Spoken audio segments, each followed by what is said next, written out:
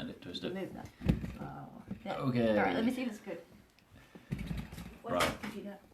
Sorry guys, this is technical. yes, we're having some technical issues.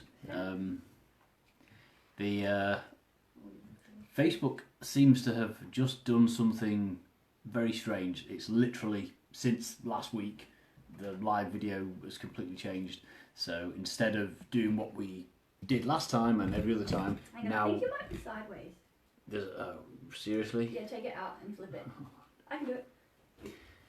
So apparently I'm sideways. You exact. Hang on. There.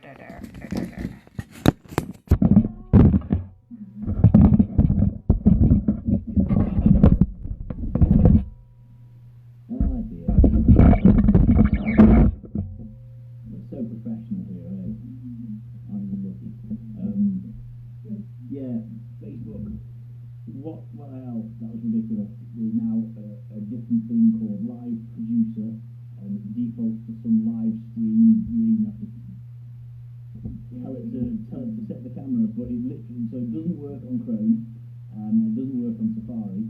It says it only works on Firefox, or you have to download the beta version of Chrome, the new beta version of the update, apparently, which strikes you as a pretty odd move to Facebook, given that like 99.9% of people on the planet don't use the brand new beta version of Chrome.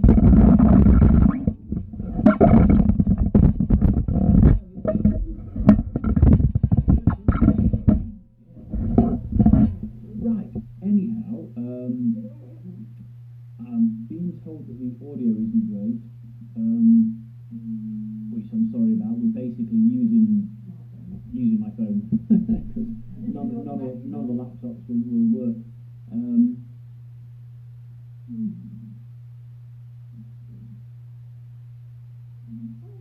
I'm actually not talking now, in case you're wondering why that was quiet. Rue is looking at the technical stuff and trying to figure it out. Yes, yeah, Dave Honey says the audio is weird, and also a good room says that the sound is not working. So, as far as I'm aware, there's nothing else in terms of the phone. Sorry, guys, we're not normally quite this crap. We're normally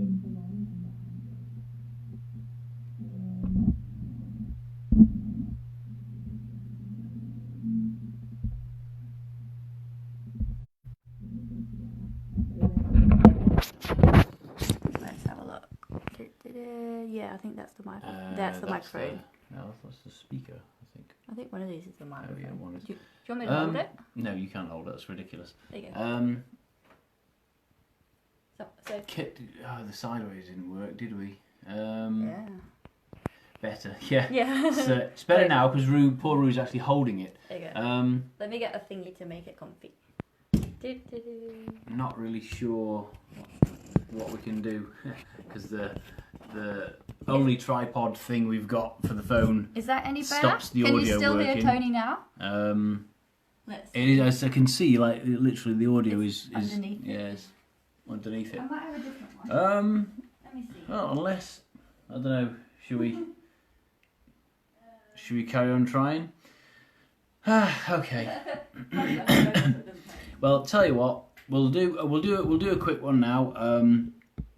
Oh, thanks, guys. So apparently we've resolved the sound a little bit. Okay. So I'll try and talk a little louder, and Sweet. we'll get on with it. See how we go.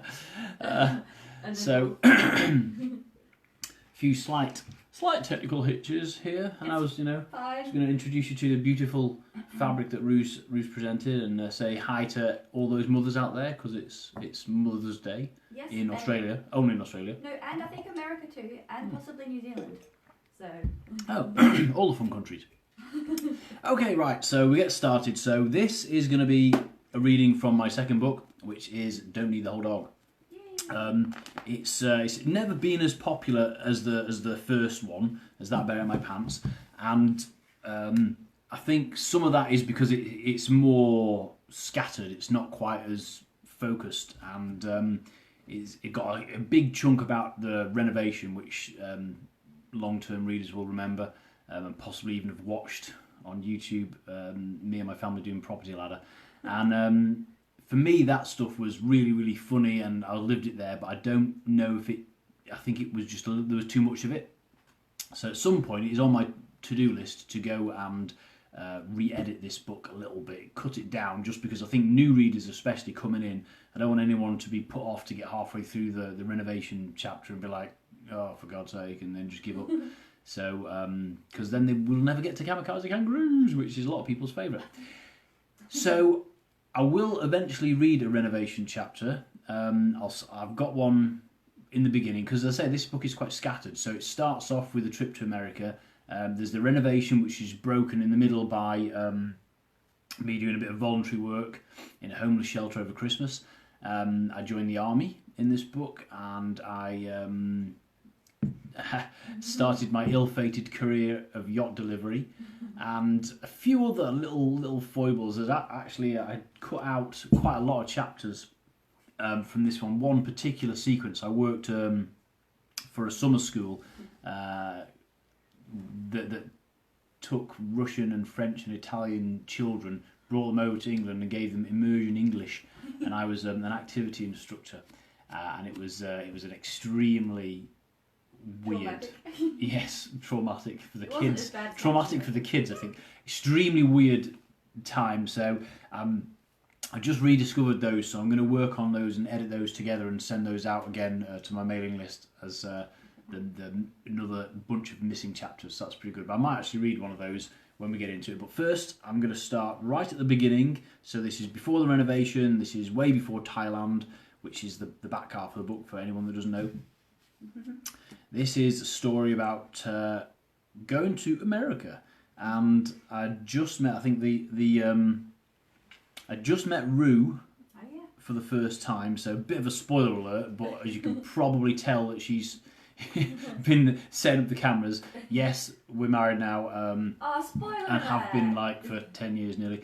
But this was the first time I met Rue was when she was travelling around America with my sister Jill, and the two of them did Camp America together, became friends, and travelled around after it.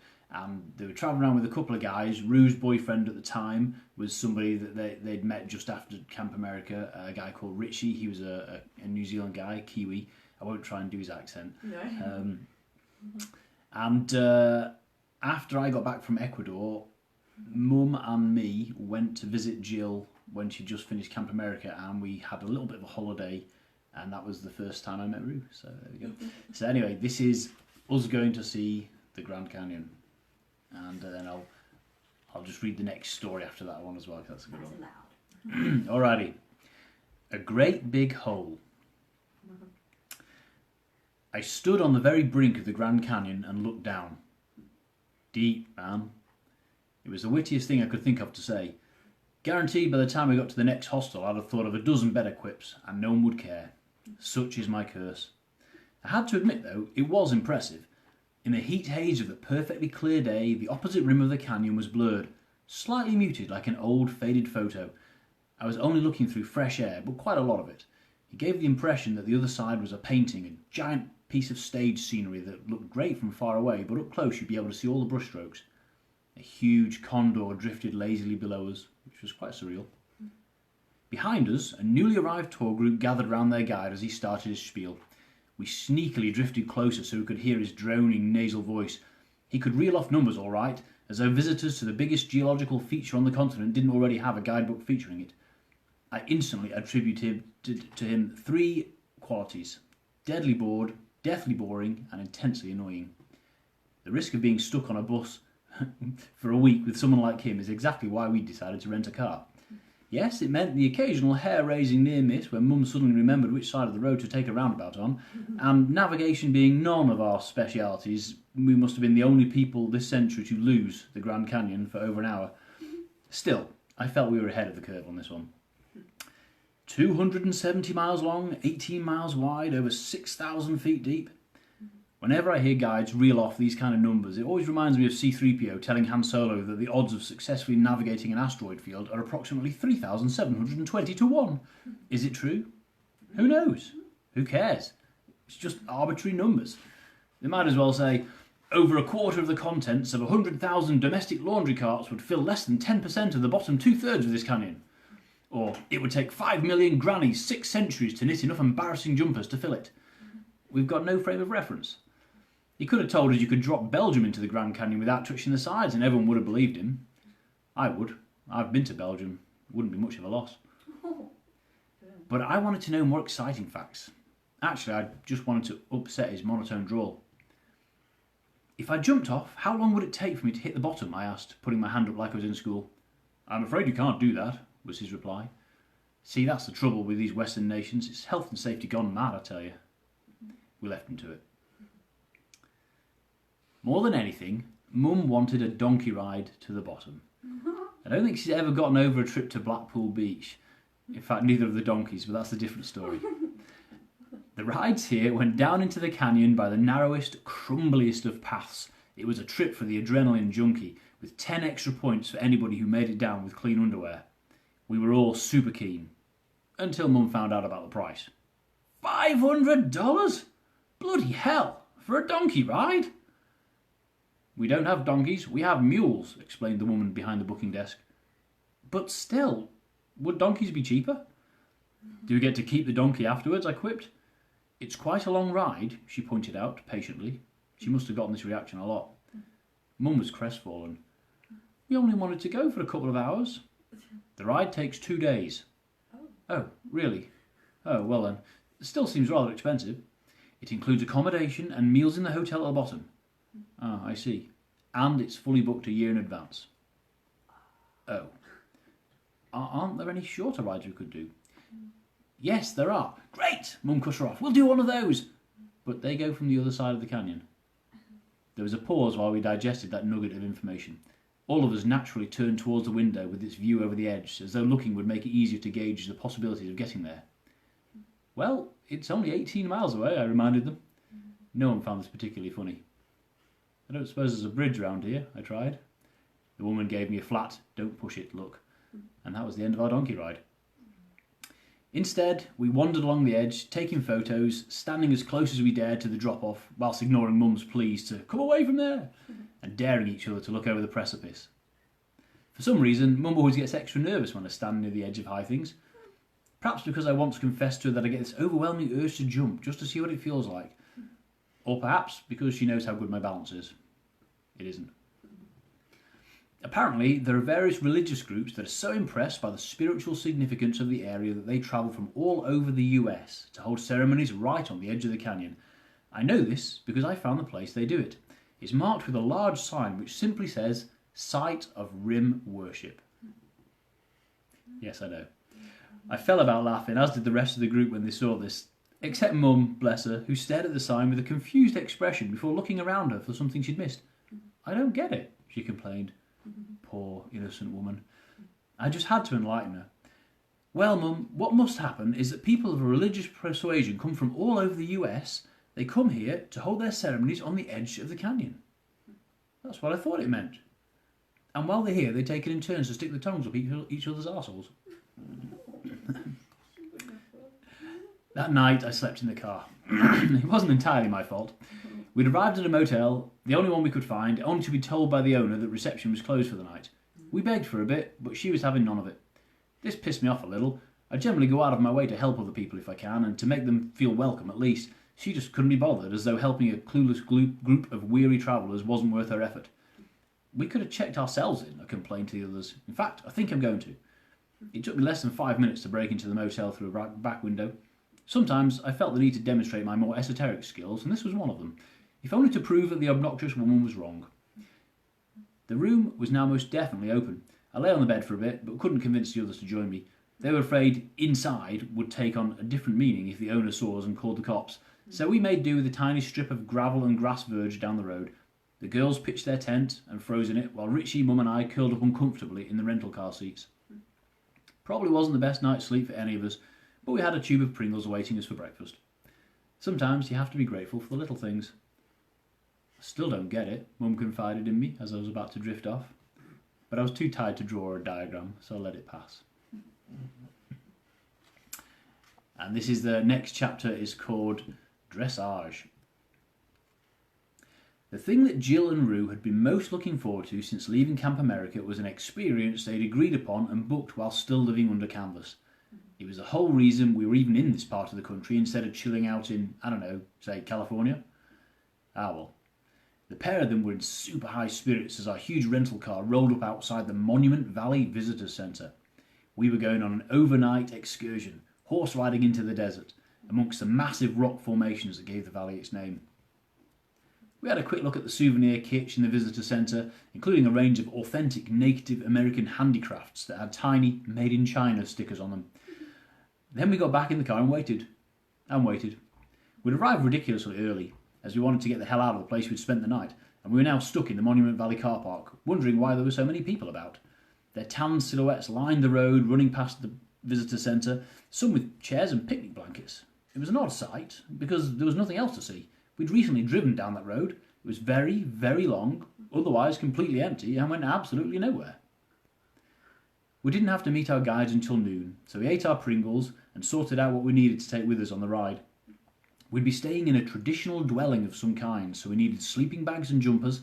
Everyone knows it gets cold in the desert at night. Hats and long sleeves for the ride to ward off the sun, and of course long trousers. It wasn't until now that we actually bothered to talk about this, and as we did, we discovered that Richie had a problem. I'd never seen him in anything other than thin surfing shorts, and now the reason became apparent. Thin surfing shorts were all he had. Fine to cope with the baking heat while strolling through canyons, but less than ideal for a long horseback ride. Rue had some spare jeans, but Rue was built like a twig. Nothing she had would fit anyone who had eaten a full meal in the last few months. Both Jill and Mum had jeans, but as I might have mentioned, they're both somewhat vertically challenged. Mum's eyes, for example, were about level with Richie's navel. I, on the other hand, take after my dad. I'm a gnat's tad just short of 6 feet, and I definitely had jeans, but I was wearing them. So, fumbling around in my rucksack, I discovered the only other clean item I had left, a pair of thin cotton pyjama pants. Richie reluctantly pulled them on over his shorts, revealing in the process not only was he a slab of solid muscle, he was also a rather tall one. My pyjama bottoms ended about shin height, allowing his ankles to protrude in a most immodest fashion. Goodness, I thought, whatever will the ladies of the house think?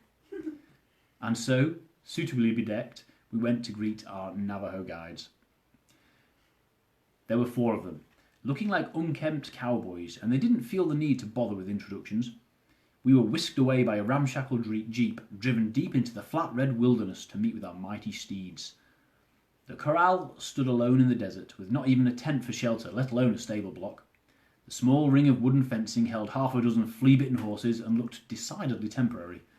Rue was wide-eyed immediately, though what about was hard to tell. "Are those the Mustangs?" she asked. Yes, yes, our guide enthused. "The best. Desert Mustangs. Very beautiful."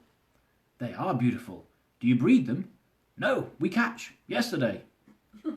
Rue seemed to choke a little at that. "These are wild Mustangs." "Desert Mustangs," the man beamed with pride at her. "We bring here for the ride, then after we release. Catch again next time. It is our way. Come, choose horses." As we approached the fence, I saw the look on Rue's face. "So these horses have been ridden before?" I asked her. Probably? Surely. Or not, I can't tell. I got the feeling she was a bit less happy than she'd been 5 minutes ago. I decided to cheer her up. "We'll be all right, though. How bad can it be?" The look on her face said it was probably best not to ask. I was delighted with my horse. A scrappy-looking brown thing. It outweighed me so marginally I immediately lost any fear of it. It had tufted and matted spots all over its coat, plus bald patches and scars. It was clearly feral, but not in the "I'll bite your face off" kind of way. I sort of had the feeling that if it tried to get away, I could just dig my heels into the ground on both sides and that would be the end of it. Jill had a scrawny piebald, black and white blotches all over it, like a real Indian stallion. It had proved quite tricky to get a rope round at first, charging up and down the fence, kicking out and jumping. Jill was a little concerned about this. Mum and Richie knew no better and were mounted, with a stool and a struggle, onto a medium-sized pair of roans. Rue had been picked out for a special horse, on account of her admitting to having ridden before. Expert rider, our guide had pronounced her, and led her to the biggest of the wild beasts, a gigantic filthy black. Luckily, she was doing a remarkable impression of being an expert. Her horse seemed to be waiting patiently beneath her. No helmets were passed around because apparently helmets weren't required or provided. Not in the desert, our guide explained, scuffing the ground with his shoe. See? Only sand. I figured I could survive without a helmet, as I'd never been a big fan of following health and safety guidelines. Jill and Rue, who'd spent most of the last 3 months trying to stop 10-year-old girls from killing themselves on horseback, had somewhat different opinions on this. But the problem was easily solved, as there weren't any. It looked like we were about to go. Richie clung nervously to the front of his saddle, grinning around at us as though to prove he wasn't really scared. My horse pranced a few steps.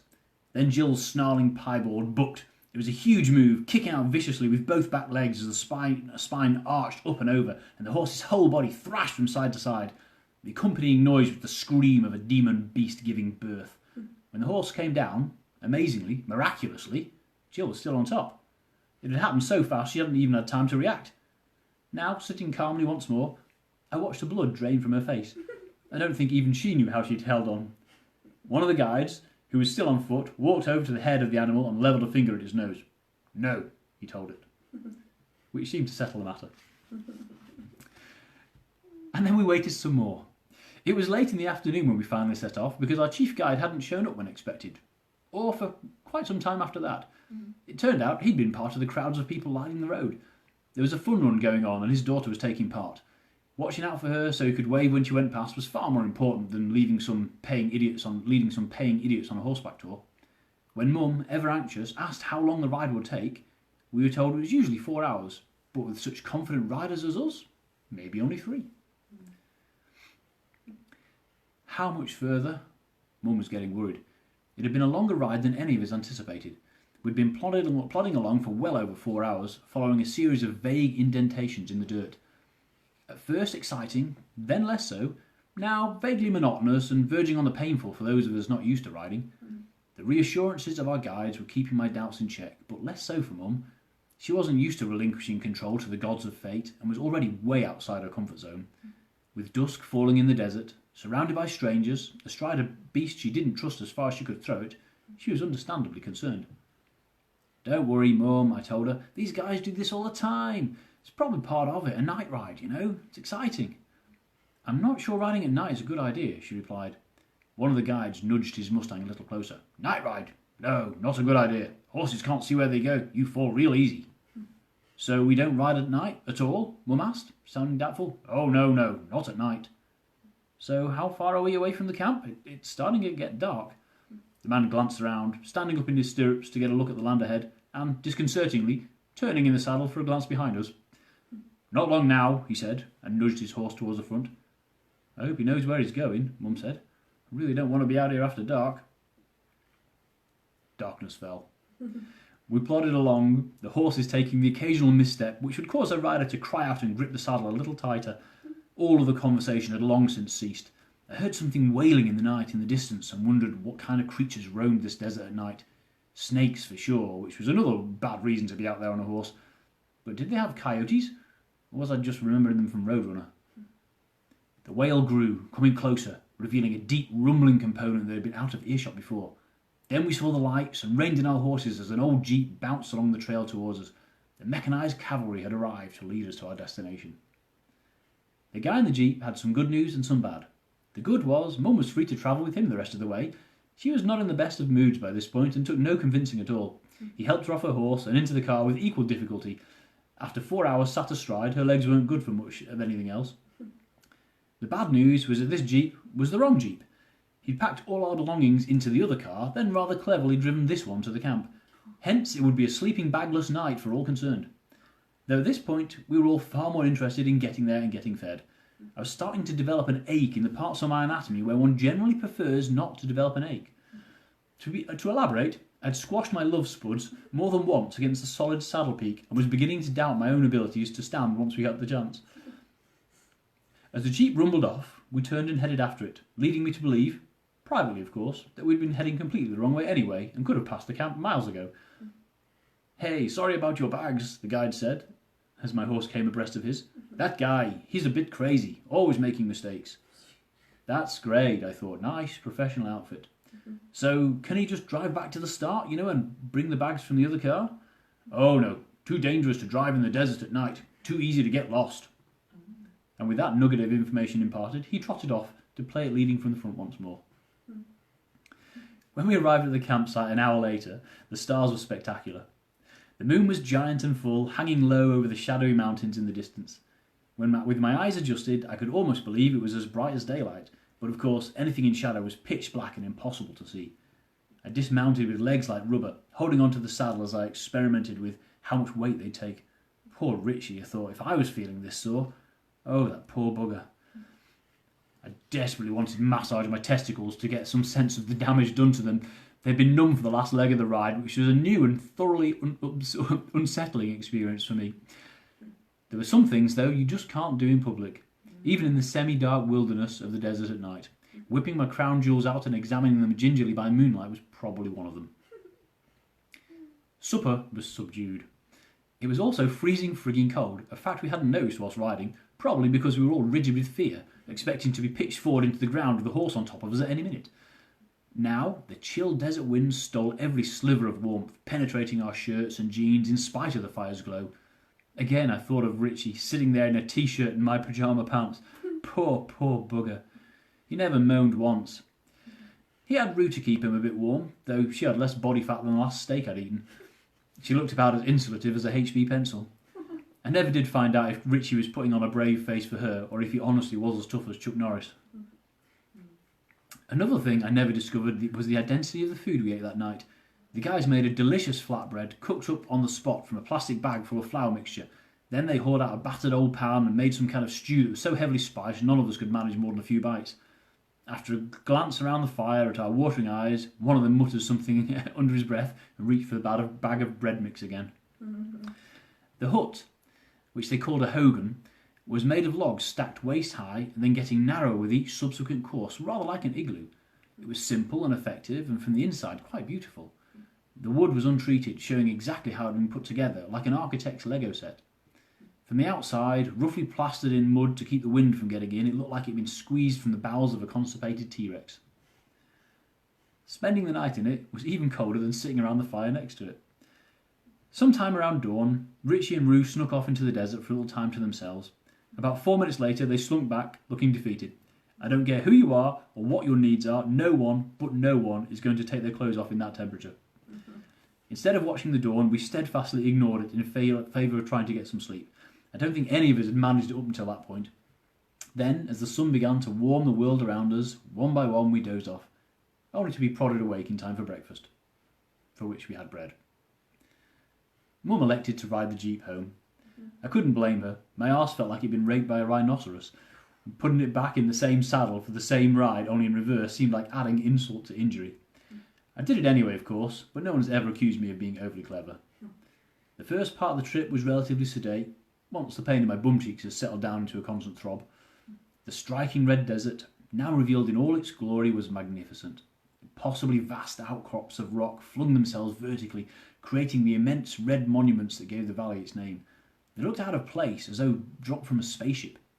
Maybe it was an ancient obstacle course, a place to take your flying saucer driving test. An hour out from the camp, we paused on a slight ridge to fully appreciate the vista. Funny how one of the most natural, unspoilt locations in the world looks so unnatural. I loved it. As we trotted off in a cloud of red dust, the spirit of adventure took hold of me. The wind whipping through my hair, the endless, boundless desert on all sides, it was more than I could resist. I kicked my horse in the flanks and squeezed my thighs, about the only part of my childhood riding lessons I remember. The horse lumbered off, gaining speed slowly at first, but soon caught on that I wasn't about to stop him. His gait suddenly changed to a mad gallop, bouncing me around like an apple in a tumble dryer. We shot ahead of the pack, pounding along the hard red dirt as I gripped the reins and saddle peak for all my worth. Then I heard a shout that was more than half a scream, and Richie surged past me, barely clinging on to his own thundering mount. His horse had decided it was a race, and not to be outdone, had pulled out all the stops. Mine countered, racing on, overtaking Richie, who looked about ready to yell, "Help!" His horse took the bait again and struggled to pass mine, barreling along with Richie slamming up and down on its back like a sack of oats. Plumes of fine red dust rose, streaming out behind our hooves, clouding the view of the others, not that either of us dared to look back. We on-off galloped the whole way back. During our slightly calmer periods, the others, trotting along in a much more controlled manner, would catch up, which I think offended my horse's sense of superiority. Off we'd go again at full tilt, closely pursued by Richie, the pair of us hanging on for grim death. My arse must have been black and blue by now. There was no finesse in my riding style, just a desperate desire to stay on and live through it. Richie, having never ridden before in his life, well, I can't speak for him, other than to say he looked utterly terrified the entire time. I think there were moments on that ride when I came close to seeing him cry. By the time we got back to the corral, the horses were as knackered as we were. The exhilaration of flying across the desert was fading, to be replaced by the weariness of body and soul that made collecting my bags seem like an epic undertaking. I honestly just wanted to fall to the ground and lie still on the dirt. I didn't think that would have gone down too well with our guides, though. We Brits are a strange lot. The sudden desire to imitate a corpse was immediately followed with the thought that I couldn't possibly let our hosts know how uncomfortable I'd been with their excursion. Perish the thought! I was determined to keep up the pretence of satisfaction. Surely it's only the English that do this. Smile and say thank you after a horrible experience to avoid hurting the perpetrator's feelings. The worse the experience, the more profound our gratitude, almost as though to compensate for the entire effort involved in causing us so much discomfort. It's not even a rational process, it's just so ingrained that we do it without thinking. Mum practically fell from the jeep and hobbled over to claim her things from the second car. I should have remembered from last night, she said. There's no seat padding, no suspension. Being in that thing is worse than being on a horse. Then she turned to the driver and thanked him profusely for the lift. Shaking, exhausted, filthy and variously injured, we shook hands with our guides and headed back to the rental car. I was already having fantasies of sleeping all the way to wherever we were going next. Richie had just one fantasy though, getting out of my pyjamas.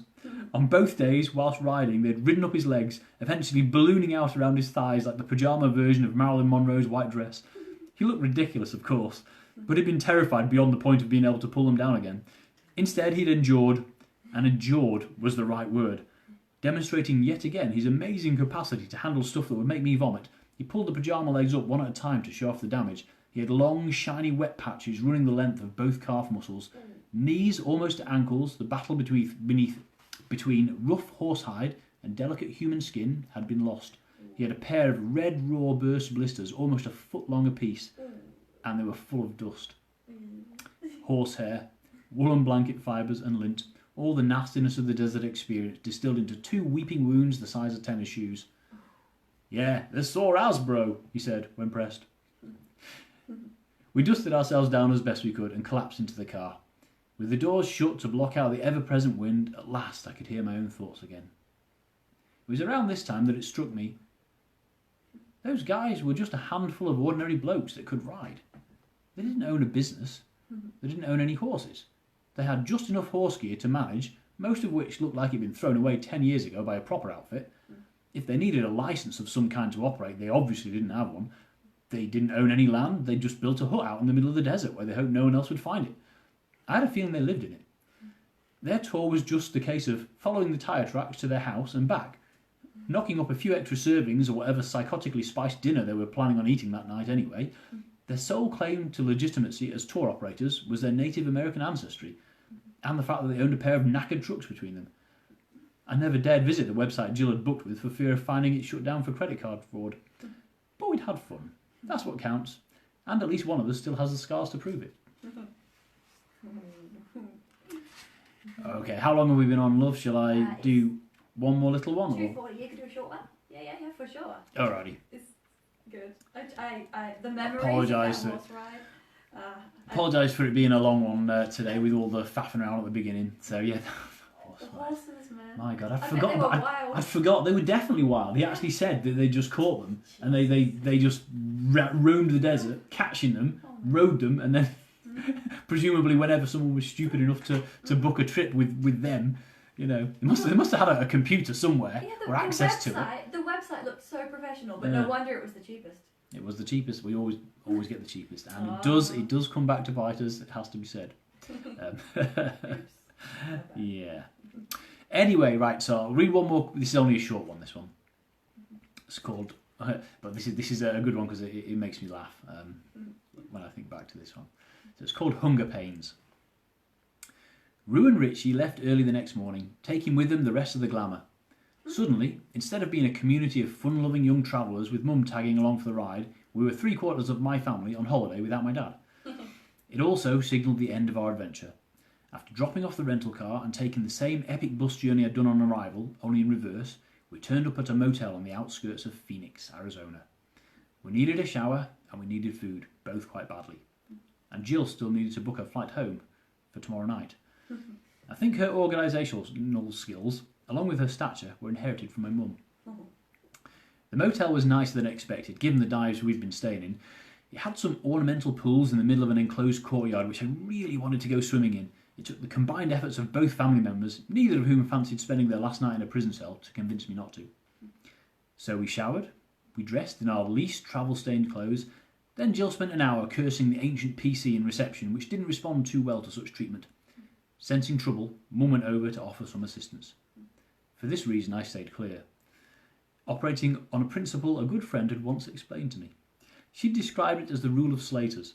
The more of us that get involved in any given situation, the more complicated it becomes. After much analysis, I can confirm that the rule of Slaters is frighteningly accurate. So I sat and watched as the drama unfolded.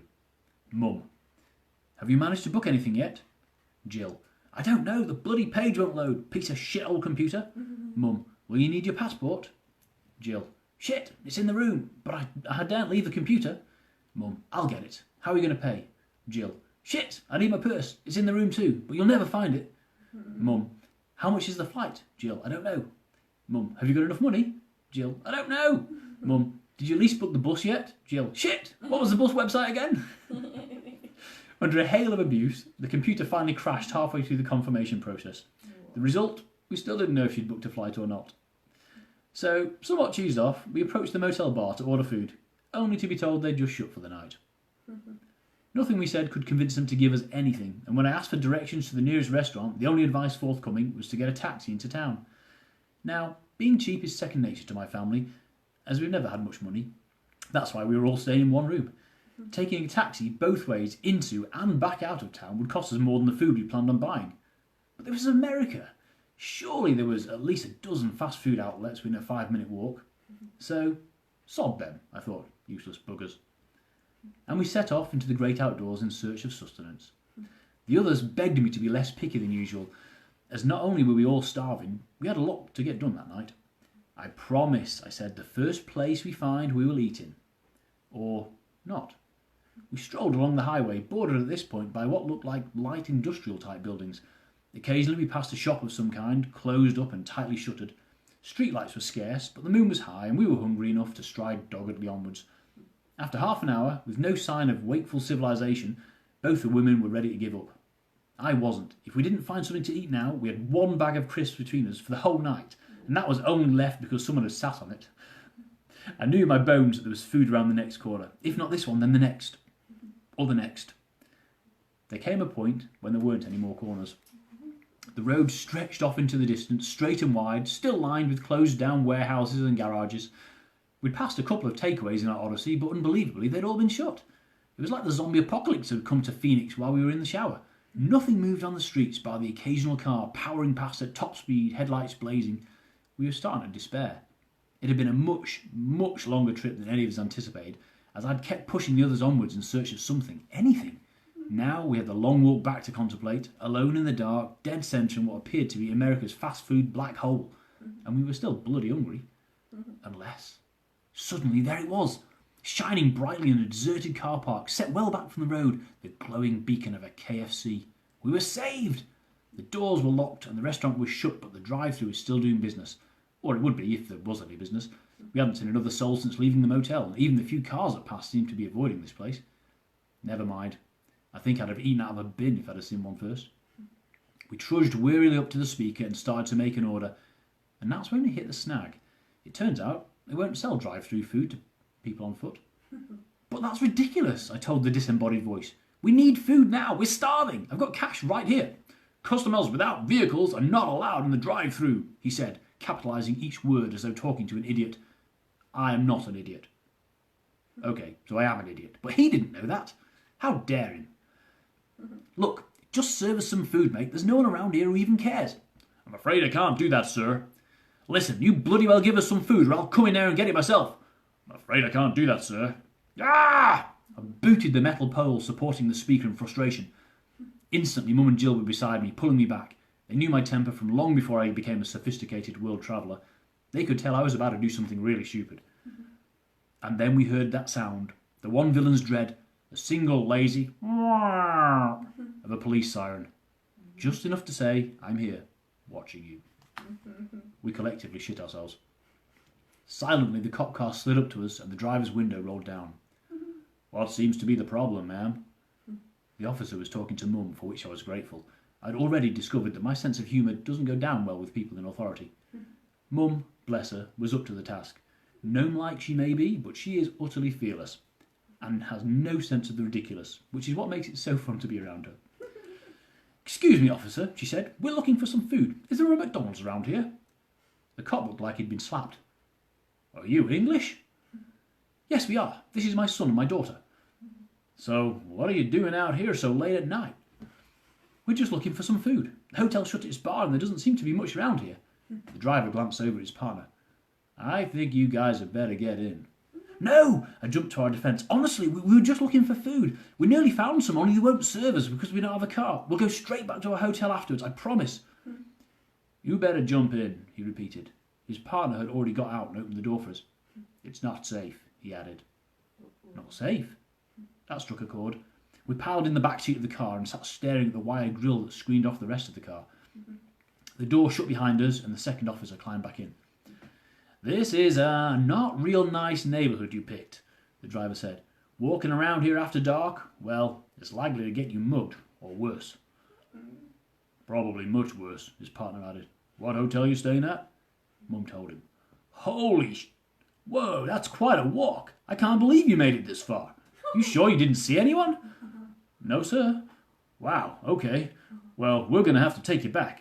Can't let you walk around here anymore. There's no chance you'll make it that far twice without running into trouble. You guys are lucky. Not that lucky, I quipped. We still didn't find any food. The driver craned his neck to look at me. England, huh? And he shook his head, put the car in gear and drew up to the drive-through speaker. So what do you want? Honestly. I'll leave it there for now. Oh yes, those cops. Well, they were our saving grace because they bought us KFC and they even let us eat in the back of the police car. How far did you walk? Like... 2 miles, I think. Oh, mate. Don't do that. Quite a way. Quite a long way. Anyway, so thank you very much, guys, for watching. It's been another really fun one. Sorry for the bit of the kerfuffle at the start. Yeah, we'll update. I will try and figure out this problem for next time so we can do it. But interestingly enough, we did think about doing it with the phone a while ago to see if it's less pixelated because the phone camera is not as high spec as the camera from my big computer. It's like a super high resolution camera and you can't turn its resolution down. So I was wondering if that was causing the problem because it just needs too much bandwidth to live stream on that one. So we'll have a look. Anyway, I'll look back at the footage. I will put this up on YouTube and I will be back next week with even more. I think next week I may or may not do a renovation story. Yeah, maybe. There's a few good ones. There are a few good ones about our plumber. And yeah, there's a few. Anyway, so I'll leave that for tomorrow. For next Sunday. I'm still trying to decide whether I should carry on doing 5 stories from every book, which will almost take us to the end of the year, I think, or if I should do just 2 stories from each book, and then when I finish on the last one, perhaps loop back and do them. Anyway, we'll figure that out. If there's any stories you particularly want, specifically from Don't Need the Whole Dog, just let me know. Send me a message or comment on in the group or anything, and I will set up another event straight away and see you all next week. Stay safe, everyone. Yeah, stay safe and have fun. Try and be happy.